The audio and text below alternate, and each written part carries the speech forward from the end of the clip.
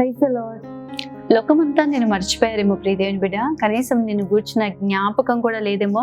అందరూ కూడా నిన్ను విడిచిపెట్టేశారేమో. చాలాసార్లు బాధపడుతున్నావా?